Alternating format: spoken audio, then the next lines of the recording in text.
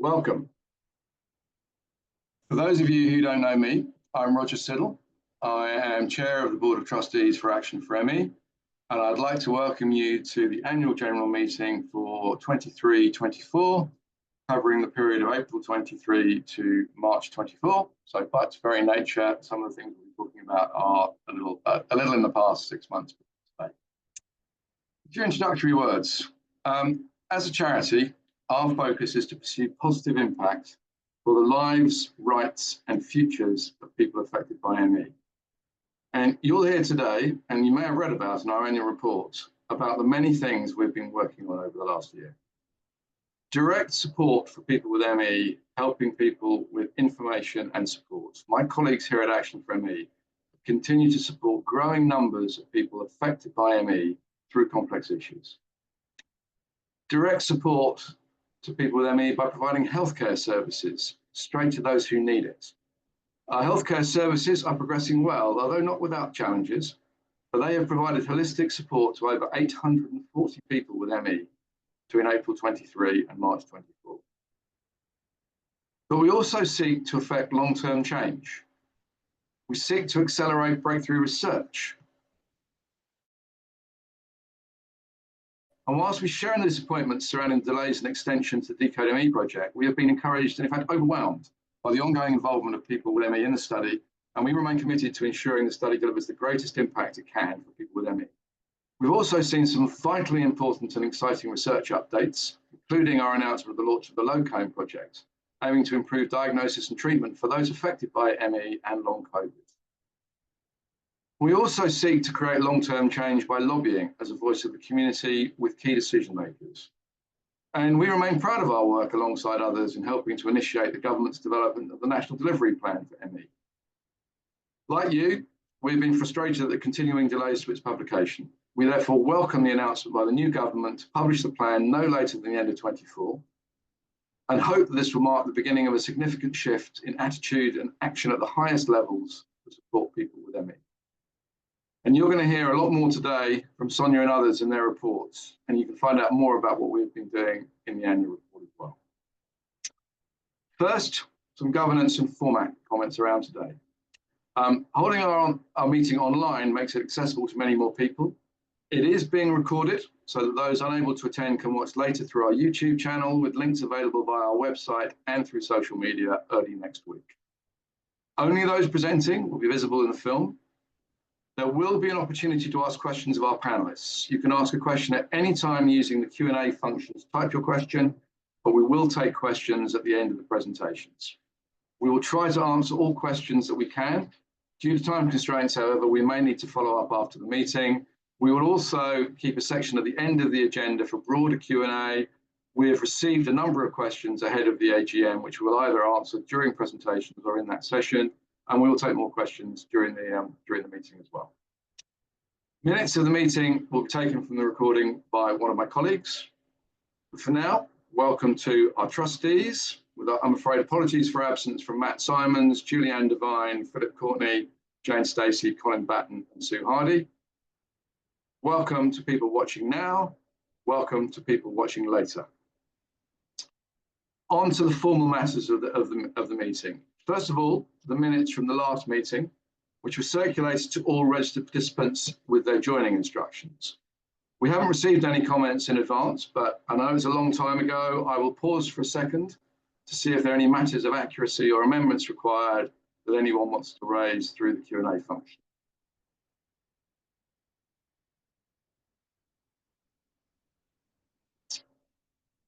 Nothing is coming in. I think we therefore formally resolve that the presented draft minutes are an accurate record of the meeting held in September 2023. Now, moving on to some trustee matters. First of all, I'm sorry to say we need to formally acknowledge some resignations from the board. We have 3 trustees who will be standing down after serving very full terms. We say goodbye to Colin Batten, who joined us when we merged with AYME 6 years ago. Colin has served on the AYME board for 10 years previously to that. We say goodbye to Matt Simons, who has completed an exceptional 3rd term. Matt serving on various committees in his time with us. And we say goodbye to Jane Stacey, who has served 10 years on the board as safeguarding lead trustee, having also stayed on for an exceptional term. Jane will join the Healthcare Services Subcommittee as a lay member to provide continuity. And I cannot thank Matt, Colin and Jane enough for their invaluable contributions to the board and to the operations of the charity and to the things they have done to support people with ME. We say goodbye to them with a heavy heart. But we welcome some new trustees. One of the questions we received in advance was about our approach to the recruitment of trustees and succession management. So I'm going to take a little time just to describe that. Trustees are asked to serve a minimum of 3 years. This can be renewed, as we will see today, for a further term, and in exceptional cases to aid succession planning, to ensure continuity, and especially ensuring we have the right knowledge and skills across the board, we ask people to do an exceptional term, which is defined on a case-by-case basis. We undertake an annual skills audit, and we use this to inform ourselves of any gaps or future needs in the trustee composition. The remuneration and nomination subcommittee to the board oversees succession planning for the board and for key personnel in the staff team. This is reported to the board and considered alongside the skills audit and tenure of trustees. We always try to ensure that we get a good balance of trustees with length of service to enable continuity, but with new trustees to bring a fresh lens and expertise to our work. And we aim to maintain over half of our trustees with direct experience of ME in one form or another. Our most recent trustee recruitment efforts have been to identify people with healthcare experience, with safeguarding experience, with fundraising experience, and with policy and communication skills. So I'm delighted to welcome Jeff Banks as a new trustee standing for election, who will bring significant experience and expertise to our work with his senior leadership expertise in the charity and healthcare sectors. And Jeff will take on the lead safeguarding trustee role. We also welcome Ros Boyle, who brings extensive charity and fundraising experience in managerial roles. Ros has a good breadth of experience, including finance, policy, and governance. And Ros has only recently been recruited and therefore will be subject to the voting procedure next year, as we were too late to run this time round. So the results of the postal online ballot for Jeff are 26 yes votes, 1 no vote, and 4 no preference. And therefore I confirm Jeff's election to the board. We also have 6 trustees standing for a second 3-year term. Jonathan Manuel, who also chairs our Audit, Finance and Fundraising Committee. David Lee, who chairs our Remuneration and Nominations Committee. Sean Deboo, our Governance Lead Trustee, who's also recently taken over from Jane Stacey as Chair of our Public Affairs and Communications Subcommittee. In addition, Rollo Hope, Julianne Devine and Philip Courtney joined us when we merged with the ME Trust, and it's now appropriate to confirm their next term of office. So the results of the postal online ballots are as follows. Jonathan Manuel, 21 yes, 2 no, 8 no preference. David Lee, 23 yes, none no, 8 no preference. Sean Deboo, 25 yes, 0 no, 6 no preference. Philip Courtney, 25 yes, 0 no, 6 no preference. Julianne Devine, 24 yes, 0 no, 7 no preference. Rollo Hope, 26 yes, 0 no, 5 no preference. I therefore confirm all 6 reappointments. And with that, let me pass over to Sonia for the Chief Executive's report for 23-24.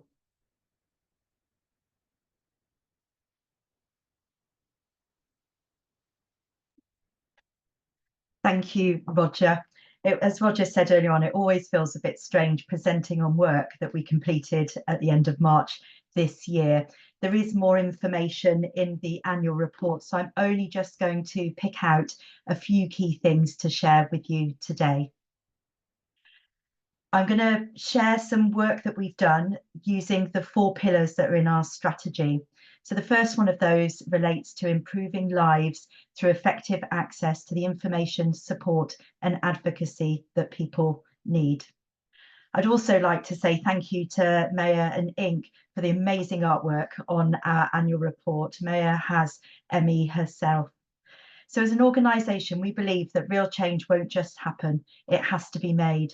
And that's why action and impact are at the heart of everything we do. whether that's helping people with support, information and healthcare now, or working towards change for the future through our influencing and campaigning work and stimulating breakthrough research.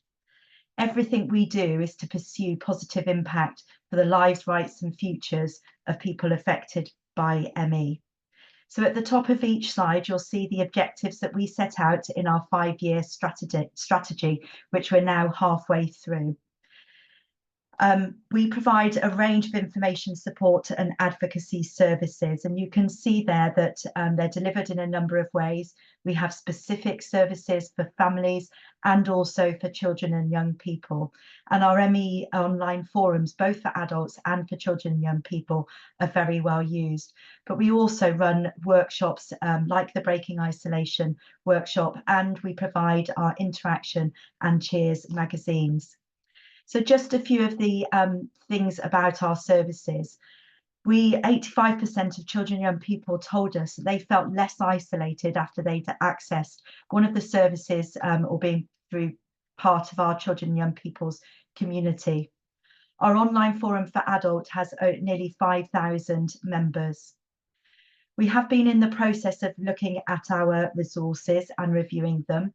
We're timetabled to do that early next year, and I'll say more about that a bit later. But I do want to just acknowledge a bit of a hiccup that we had earlier this year. And I totally understand that some individuals were left frustrated about what happened with the care and support plan. And this was a plan that was developed that Action for ME placed our logo on. And as we shared on our website and through social media, our processes weren't as followed as they should, and we got it wrong, and we were very sorry, and we took action to rectify that. And as a result, we have learned from that, and we have tightened up our processes. There's lots that we're trying to achieve as an organisation. We just don't have the resources to meet the level of demand that we are getting through our services at the moment. So in 23 to 24, we had over 2,200 contacts in response to nearly 2,000 requests for information and support. And that comes in through phone, text, email, and social media. And if we include our advocacy and other support contacts, we recorded 9,340 contacts in total over the year. That's nearly 200 contacts a week for the 50 weeks of the year that we are open. And it equates to a significant number of hours. So every contact on average is around 20 minutes. So just a few more, bit more data about the impact that we have. 100% of our family support clients said they felt in a stronger position to support their child. 86% of clients that received support through our information and support services felt they had increased knowledge of support available to them. And 84% of people said they had a better understanding of their rights and options. So in short, lives are improved by effective access to the information, support and advocacy that we provide. And we know that our outcomes are good, not just in our information and support services, but actually across our healthcare services too, because we have a well-recruited, well-trained and well-supported staff team. We set realistic expectations of what we can achieve for ourselves and for our clients. We are working really hard to put good systems and processes in place. And we focus our limited capacity and resources on one area of expertise, and that is living with ME. And we know that that doesn't fully meet the need and that that is frustrating. And we receive requests every week for things that we're just not able to provide. But we do try to deliver as much as we can within the resources available to us. So moving on to our healthcare services. As Roger mentioned, we merged with the ME Trust a few years ago, and we have worked really hard over the last couple of years to embed healthcare services into the Action for ME offer. So again, our objectives are set out for the 5-year strategy at the top, and we provide a range of services in healthcare services. We offer a GP service, we have physiotherapists, we offer a counselling service for adults. We recently launched a young people's counselling service, which is fully free at the point of access.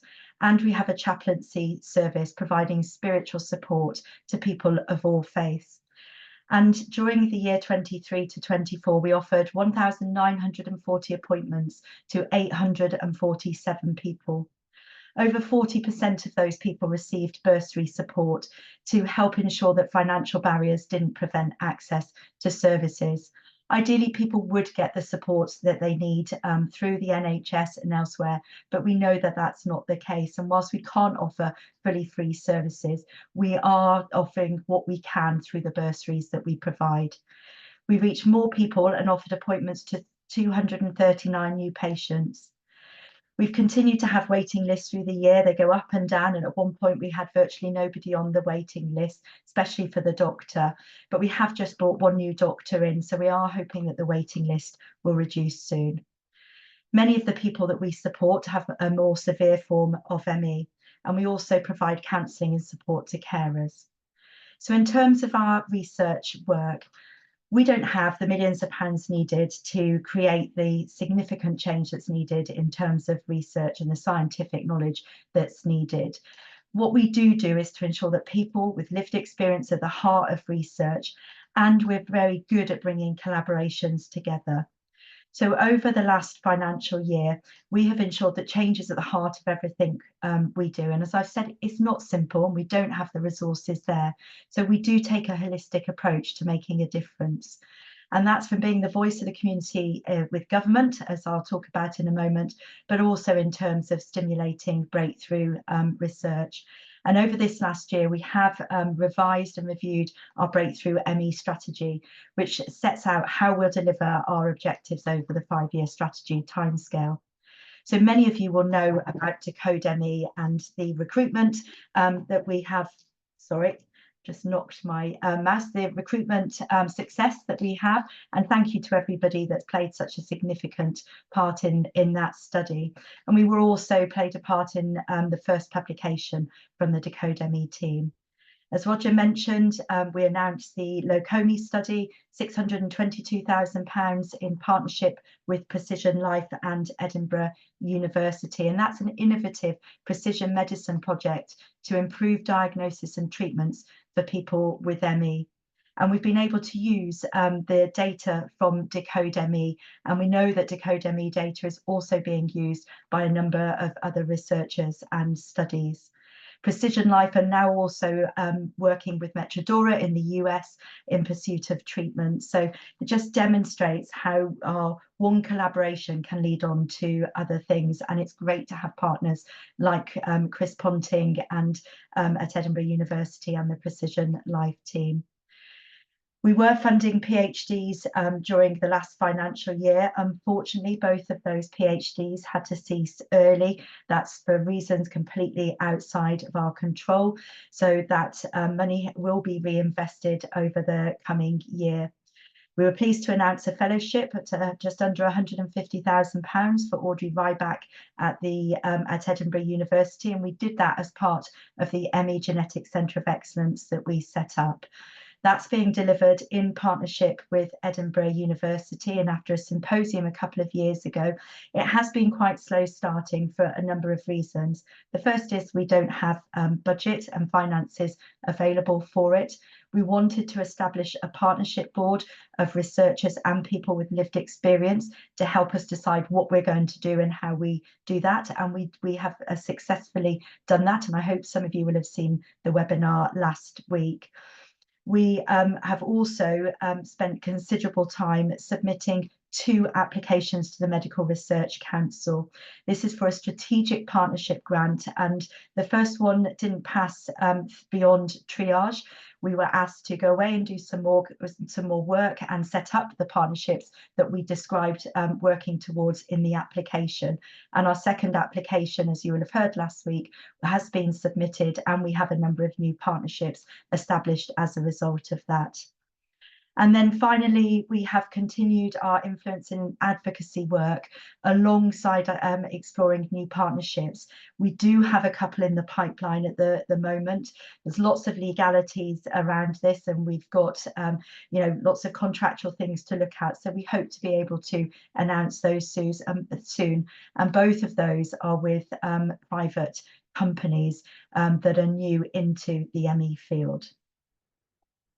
And then just in terms of securing a national strategy for ME. So again, our objectives are clear at the top, and we've been involved, as many of you know, in the National Delivery Plan. I sat on the Task and Finish group, and several of my colleagues sat on each of the delivery teams. We facilitated the consultation response for the charity, engaging with people in the community, coordinating our response, and that went into the government along with many, many thousands of others. And we are waiting for the consultation report to come out and the final delivery plan. And we have continued to keep up pressure to call for that plan to be forthcoming. And I have been reassured that it should come later this year, so in the next couple of months. We have continued our engagement both in Parliament and in the House of Lords, and we established our Parliamentary Champions Scheme, launching 5 champions. We've launched more since, and we've got some new ones coming on stream soon.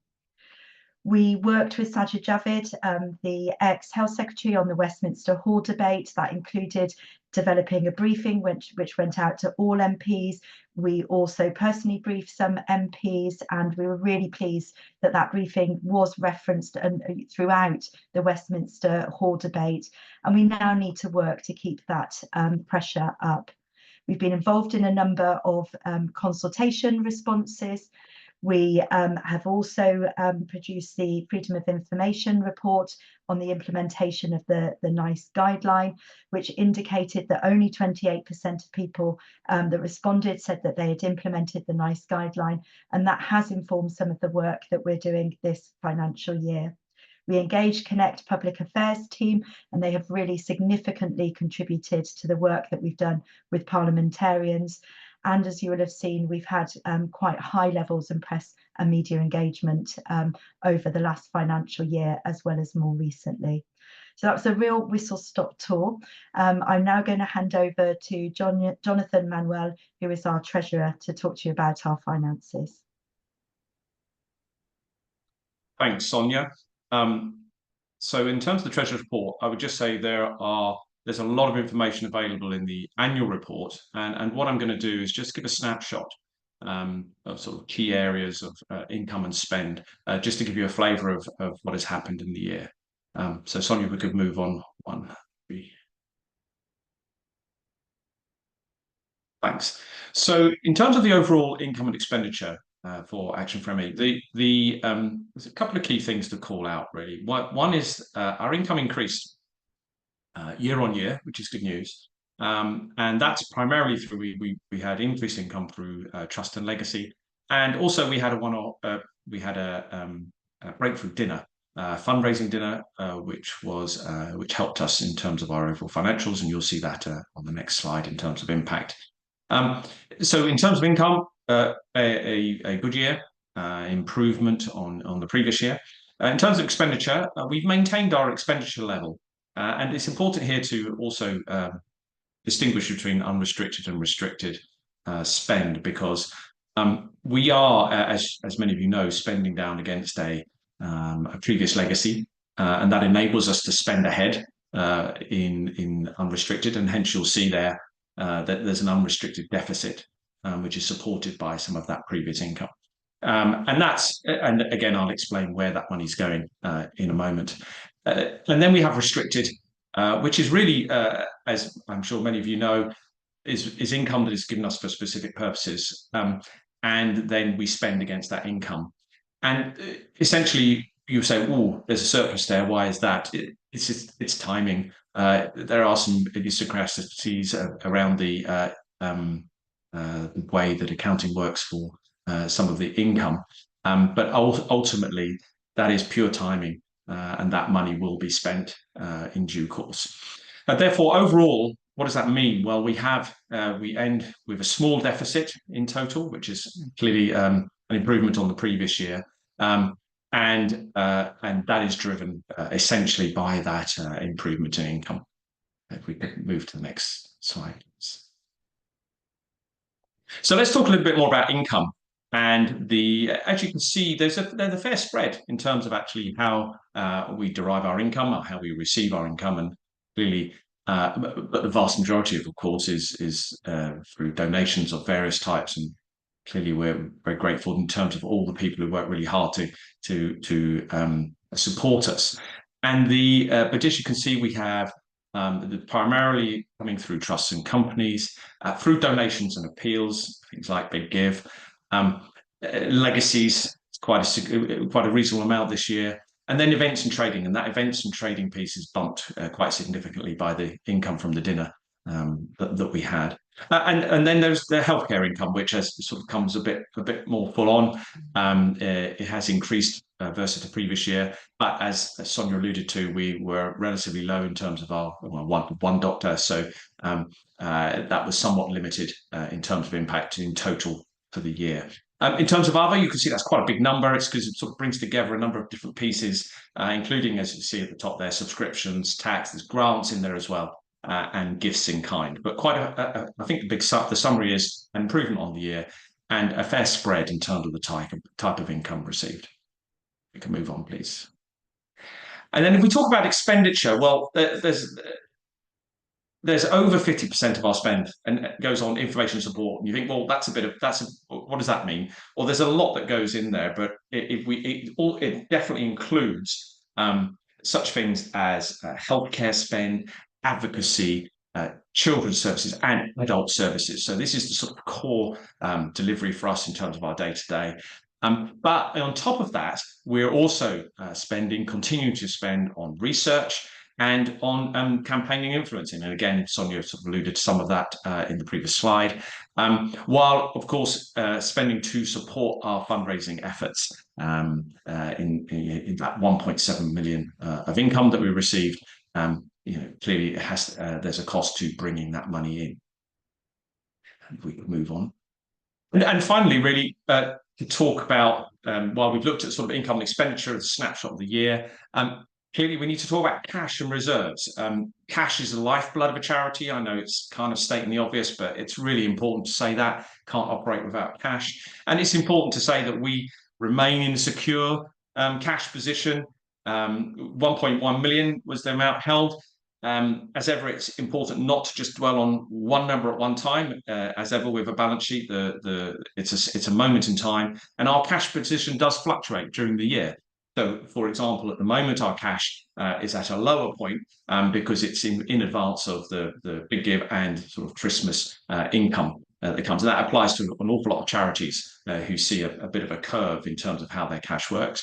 But it's so important to say that we monitor our cash position very closely to make sure that we are secure in delivering all of that work that has been described before. And similarly, we are required, certainly as trustees, to maintain an adequate level of reserves. There are specific requirements from the Charity Commission around this. And as at 31st of March, our unrestricted reserves were 0.9 million, which is safely within our current policy of holding no less than 4 times and no more than 12 times the monthly unrestricted operating costs of the charity. So we look at, and just to explain that a little bit further, what we do is we say, well, okay, how much would it cost if we had no income? How much would it cost to continue running the business, and for how long would we need to do that? And then if you look at our total unrestricted spend, and you remove some pieces which are sort of discretionary, if you like, and then we say, well, okay, how many months does this cover? And the good news is that you look at the total, and the amount of 0.9 million is much more than 4 times. Now, there is another side to this, and again, we try and balance this. It's really important that clearly we apply our funds as much as possible to delivering the activities of the charity, while at the same time maintaining a safety net, and we try and balance that. And again, as with cash, that moves through the year. But I think the important messages of this slide, without trying to get into some technicalities of accounting, is that we need cash to support our operations, and we need reserves to support the long-term stability of the organisation and of the charity. And we are in a safe position as at the 31st of March 24, and that's how we intend, while the numbers might change, we intend to maintain that stability moving forward.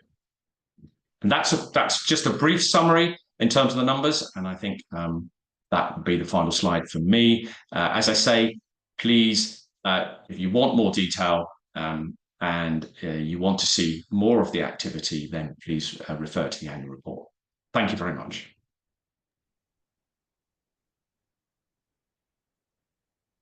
Thanks, Jonathan. I'm just going to attend to a small governance matter before we move on with Sonia. We now need to approve the appointment of Moore as the independent auditors of the charity. And we need to authorise the Board of Trustees of the charity to fix the remuneration of the auditors. So I will take that as resolved unless anybody strongly objects. And we will note that for our minutes. And Sonia, over to you for the forward view 23-24. Thanks, Roger. So I'm now going to give you a flavour of the work that we're currently doing. This work would have started at the beginning of April, so we're significantly well into the year. So as with the previous presentation, I'm going to go through each of the 4 pillars of our strategy, starting with improving lives through our information and support service. And as you were seeing, not just from a financial perspective, but the information, support and healthcare services are the bedrock of what we do as an organisation. And we invest considerable resource into this because we know that people are left with gaps in terms of the support and care that they need now. As an organisation, our goal is to not be needed. If we are successful, we will not be here in the current form because people will get the support and care that they need through mainstream services, NHS, etc. But we know that that's not the case at the moment. And that's why we work with our influencing and research work to secure change for the future. We know, as I said earlier, that we cannot meet the level of demand that is out there. We have, over the last year and including this financial year, have had to have the voicemail on and just take recorded messages from people because we don't have the capacity to answer calls live because there are too many of them. But also as an organisation, we have a significant proportion of people in our team with various illnesses, some including ME, and we have people like myself who have individuals in their family with ME and other needs. And that means at any one time as an organisation, we can have high numbers of absence for that reason, sickness, etc., as well as the usual kind of annual leave. And this does have an impact on what we're able to provide. And we know that that's frustrating at times, but I can honestly say that the team works so incredibly hard to be able to respond as soon as they can, whether that's in terms of services or whether that's on social media or something else. So since April, we have continued to provide support for both children and adults and their families and carers as well. I mentioned the services that we provide earlier, and we will continue to deliver those until the end of the financial year and beyond. We've also invested in the Breaking Isolation workshops, and that's thanks to grant funding that we've received, and also the Learn About ME service. These are the podcasts that you can access on our website, and I'm going to give you some data about that in a moment, and that is funded through the only small bit of government money that we get through the Scottish Government. So we're going to continue delivering and extending where we can our services in that way. But we're also going to do some other things. So our new work between now and the end of March, which is when the financial year finishes, is we are going to be updating our existing information and support resources. And that is part of a complete refresh that we're doing. We are going to be involving groups of people with lived experience. We have people with lived experience of ME, either themselves directly or through a very close family member, in all aspects of our work. That includes on the board, on our board subcommittees as lay members, through partnership boards with the Centre of Excellence, to children and young people's working groups that help shape some of the things that we do through our children and young people's community services. So we will be looking at those early next year. We know that some of them are outdated, and we will be welcoming the support from some of you that are listening today to help us with that. We're also going to be looking at the content on our website as well, and making sure that that is updated. Our website has grown massively. It's got quite clunky, and so we will be looking at making that easier to access as well.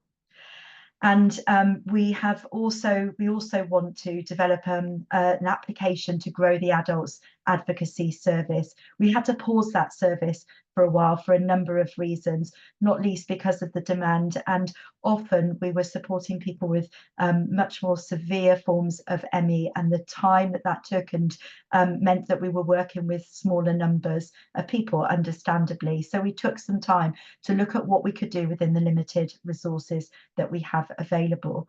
We've already had questions that have come in on the chat today, but also some questions in advance around what we're doing to support people with ME, particularly severe ME in hospitals. We know that there are a number of individuals, some that the community will know about and we hear about on social media, but others that are accessing our services that may not be as known within the wider community. We are limited, as I said, in terms of what we can provide. We will provide information support. We provide advocacy for some aspects of support that's needed for people who are in hospital. And we worked with the 25% group, ME Association, and others to develop a hospital pack for people with ME, with information, etc.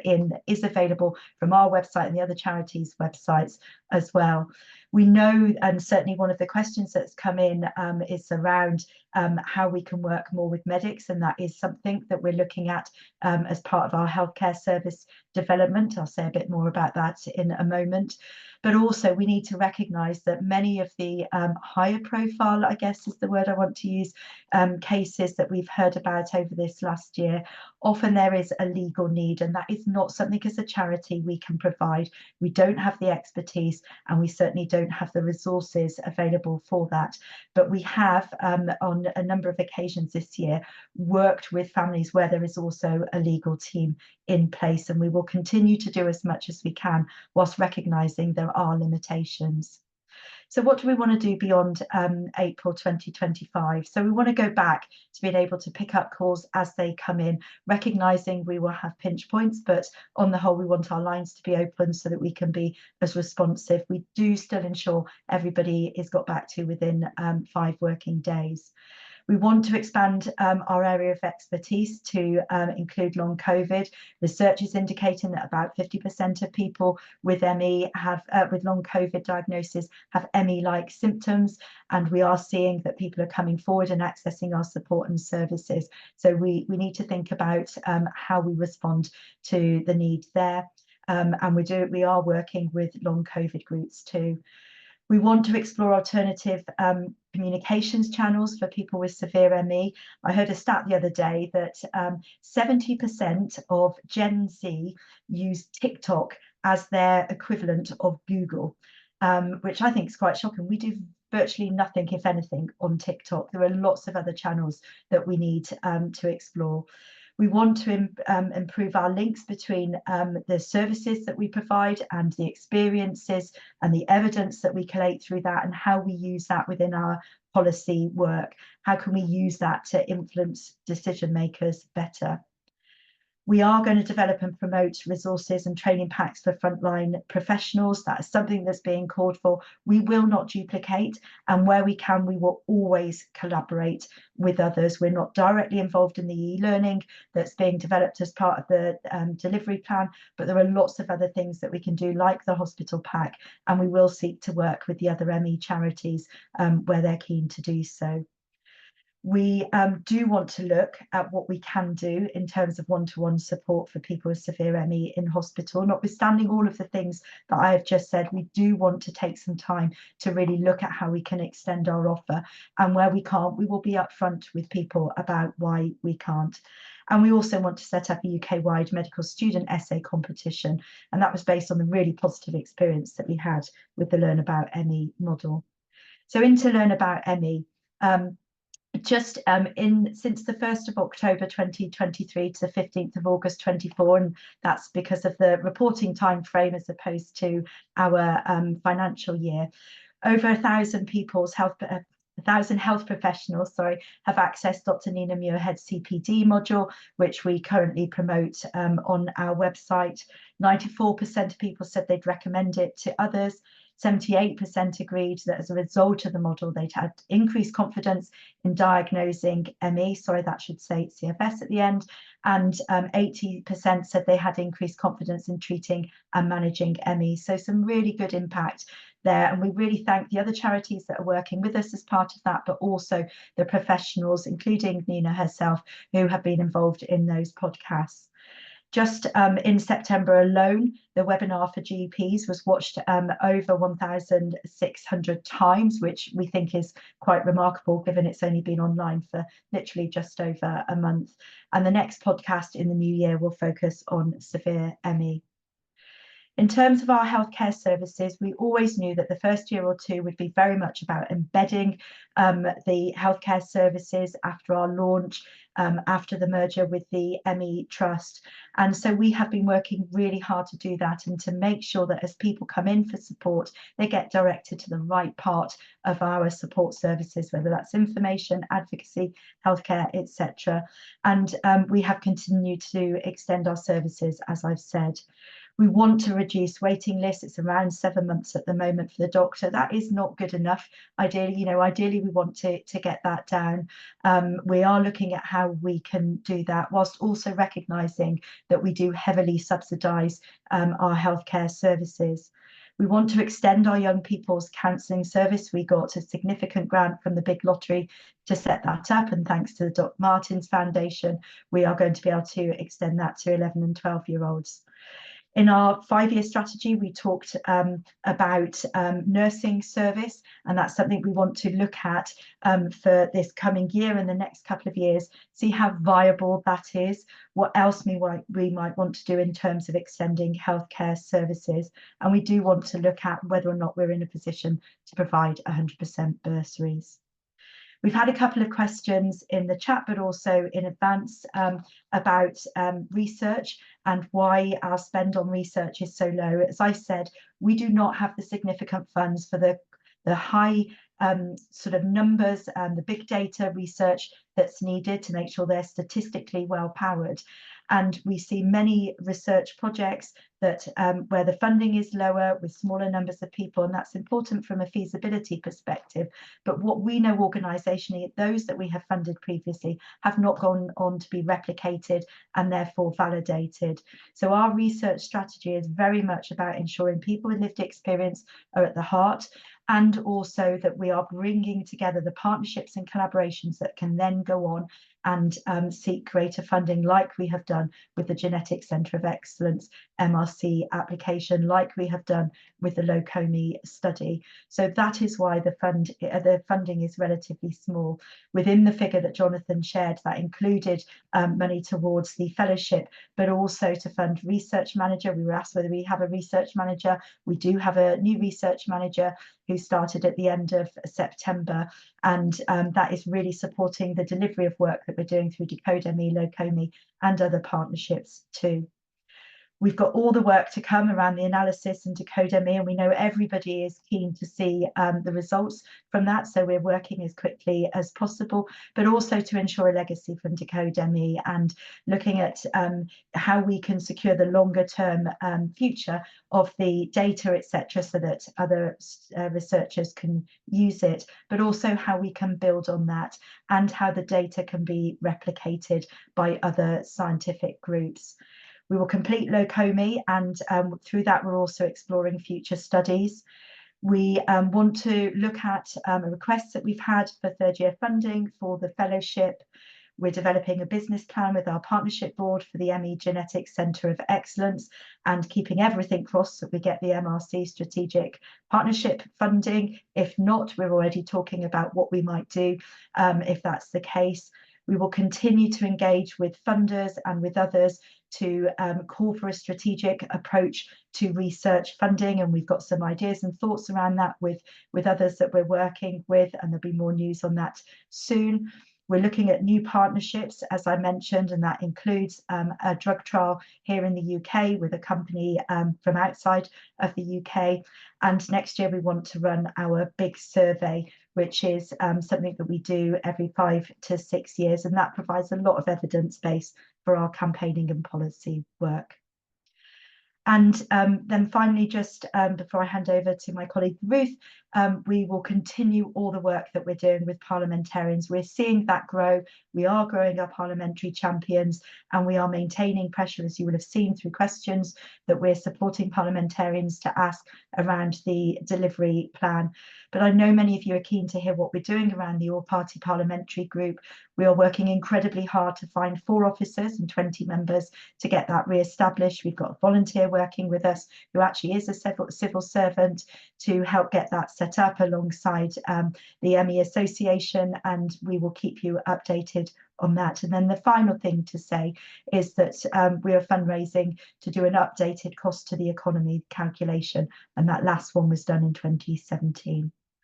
So we've had lots of questions about fundraising that came in advance, but also today. So I've asked our Director of Fundraising, Ruth, to answer some of those questions and share more about what we're doing from a fundraising perspective. Thank you, Sonia, and hello everyone. It's been great to have so many questions in advance around fundraising, so really happy to join today and answer a few of these. So I've been the Director of Fundraising here for around 18 months, but worked with the charity for over 5 years in various roles. And as a fundraising team, and indeed as a charity, we are just over 6 months into a new 3-year fundraising strategy. So this began in April, and it will cover the remaining period of our organisational strategy, which is until end of March 2027, and of course is very linked into the wider objectives and ambitions of the charity. I've shared a slide here which is lifted directly from our fundraising strategy, and identified on this slide we've got some key objectives that we want to achieve, essentially our 4 pillars of our strategy with some top level measurement for each of them. Of course, there's a huge amount of detail that sits behind this slide, budgets for individual pieces of work and services, work plans and all that, but I'm trying to give you a little taste today of what it is that we're looking to do over the next few years to raise funds and to increase funds. So firstly is, of course, to meet or hopefully exceed our income targets across all of our income lines. As Jonathan and Sonia both said, we don't have any significant government funding. We have a really diverse range of income that comes into us, everything from large trusts and foundations that give us money for specific services. We have a membership scheme, we have a lottery, we have a huge amount of community fundraising. So we really are kept quite busy and keeping all of those income streams running, but it also means that we're in a strong position as a charity in terms of you know, if one income stream is down in each year, we always see where we can grow others. So that's number 1 priority, and really the 3 other pillars of our strategy feed into that as well. But secondly, we want to make sure that those who already give to us, and thank you so much to those that do, we have such a great loyal supporter base. We want to make sure you keep giving, and that if you want to, you understand other ways in which you can support our work. So for example, we know that legacies can be a huge gift to charities. They're really, really great for us being able to expand on our work or to realise some of the ambitions that we have. So we'll be doing a bit more around legacy marketing moving forward, so that those who can and who want to could consider leaving a gift in their will to us, however small or large. There's many other ways that we'll be stewarding our supporters, but that's just one example. And of course, we want to be reaching out to new supporters, reaching out to those who perhaps don't know about us at all and might consider giving to us, or those who are aware of what we do but haven't yet been motivated to support us. And by that, it's not just individuals I'm talking about, but that could be trusts and foundations, statutory funders, businesses, anyone who's interested in improving lives for people with ME and would seek to support our work through that. And the last pillar is around collaboration and around infrastructure. I won't go into massive detail here, but as fundraisers, we know the importance of data at the moment and ensuring that we're using new technology and advances in technology and understanding to increase the insight into what we do, to understand donor motivations. And as Sonia mentioned, you know, platforms like TikTok, this is the next generation of donors for our work, and we need to be engaging with them and understanding what motivates them and pivoting what we do to make sure that we remain relevant both to those who support us now, but also those in the future.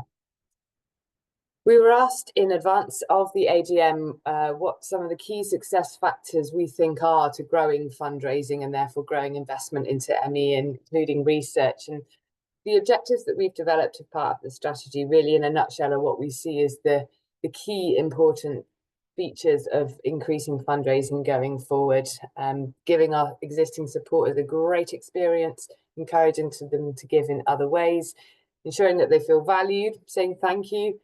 This year we shared a video with everyone that had given to us in the last couple of years that was just to say thank you and look at what your contribution has enabled us to achieve, with some stats from our work. But what's really, really key is to increase our reach and our engagement. We need to continue to grow our supporter base, and we need to continue to raise the profile of ME, because the more that we raise awareness and understanding of the condition and what it's like to live with it and the impact on people's lives and on the economy and everything, the more understanding there is. And that really does shift a dial and trickle into people wanting to support that and in some ways, you know, wanting to give to us. So that's why we see the work of the wider organisation within fundraising is so integral to this. It's not just me and my team working away in the background, but we have a great comms team who are constantly raising the profile, be that online, on social media with MPs. Our fantastic services team is sharing stories with us and giving us the data that we need to go out and speak to people like the National Lottery and demonstrate why we need to have their support going forward. We, like many charities, are facing challenges at the moment in the world of fundraising. There is huge competition for income at the moment from trusts and foundations. We've seen a number of very big funders pause their work this year to undertake strategic reviews, which has meant avenues of funding that have usually been available to us have closed. And we know that people are experiencing cost of living pressures ongoing, and that is unlikely to go away in the near future. So we are very mindful of these things as we move forward with our new strategy and look to secure and increase our income. We also had a great question asking, what can people with ME, our families and our friends, do to help grow fundraising? So firstly, thank you very much to the person that asked this. We love being asked this question and for showing your support in this way. As I've mentioned, growing our engagement and reaching new people is really, really key to us being able to grow our income. The more people that know about us and value our work, the more they may give to us. So if you can't give yourself, and we completely understand that many people aren't able to do that, perhaps you could consider sharing our social media posts. For example, we've got a large Christmas campaign coming up, which we'll talk about in a moment. Just being able to share that on your socials would be brilliant for us, or to speak to a friend or family about it. Perhaps one of your friends or family members works for a company that has a charity of the year, and you could consider nominating us. Or could you just share your story with us? We have a form on our website. If you're able to tell us about what it's like to live with ME, it really helps funders to understand the reality of that and makes our work as fundraisers a lot easier. There's a form on our website, as I said, and while you're there, perhaps you could have a look at signing up to our weekly lottery if that's something that might float your boat. Lastly, you can also consider fundraising yourself. We are really, really keen to expand on the number of fundraising opportunities that we have for people. We have great people running marathons and things like that, but what we really want to do as part of this new strategy is to have more low energy fundraising activities that people can take part in. We're open to any ideas you have, no matter how off the wall they may be. So please don't hesitate to contact our friendly team who would be with you all every step of the way if you do have an idea for fundraising, and anything you raise, big or small, makes such a difference to our work here. Thank you. Thank you, Ruth. So hopefully that will have responded to we've covered quite a lot of questions there. We just before we move into the last sort of few minutes and final questions that we've got, I just wanted to reiterate the approach that we take to collaboration and engagement. We will always collaborate where we can. We don't want to waste resources duplicating unless there's a really good reason to, and we regularly extend out to the other ME charities to see if there are those opportunities. I meet every 6 weeks with the ME Association and ME Research UK. We are part of Forward ME. We're working with charities that have overlapping illness areas like long COVID and POTS. And again, we meet regularly. And we are really keen this in the new year to start thinking about how we can communicate and engage better with you, our community. We, as I said, you know, we work very hard to make the most of the resources that we have, and it has been really challenging this year because we have had so little resource into our communications and marketing sort of team. And so we are looking at how we can improve that, not just through the fundraising, Keep Me Updated that Ruth mentioned just now, but also each month we want to do updates in terms of what we've done over the last month and what we've got coming up. So look out for news about that in the new year. So just on to the questions that we've received, and thank you. I'm just going to stop my screen share so that you can see the panelists here. I'm going to rush through quite a few of these to see if we can get through as many as possible. We've had a lot of questions around people in hospital. How can we support access to doctors that know a lot about ME, and why can't they be referred to NHS doctors that we're aware of?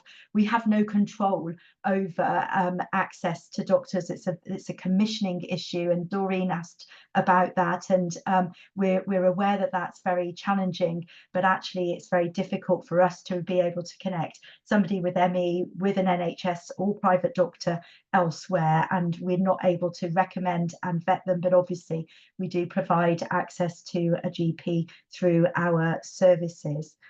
We have been asked if about lawyers, what would be useful? Would it be useful if there's a list of ME-friendly lawyers that's publicly available on our website? Absolutely, we can certainly look at that. If there are people out there that can help us pull that list together. So if that's your idea, please reach out to us and tell us more. We have a question which I partly answered earlier about why we worked with Pete Gladwell with the Care and Support Plan. We have updated our website. You can read all about what happened, but we did not work on that plan. We were not actively involved that in any way. It just had our logo on. We've been asked if we have a template email to send to MPs if they want to join the all-party parliamentary group. I think there's something on our website, but we will double check, and we will put a link when we put the film up on our website, so that will be there. Have you considered TV, radio, newspaper adverts, both in terms of fundraising and awareness of ME? Yes, we have. They are massively expensive. All of our press and media coverage we get free of charge through the work that we do, and that has significant advertising value equivalent, but we don't have the resources for adverts, but that would be amazing if that were the case. We've got questions about other charities that we work with, like Hypermobility EDS, and yes, we do. We had a lot of questions from Chris. So sorry, Chris, can't answer all of them. And I think we've answered quite a lot around collaboration, but also succession planning and chair and trustees terms of service.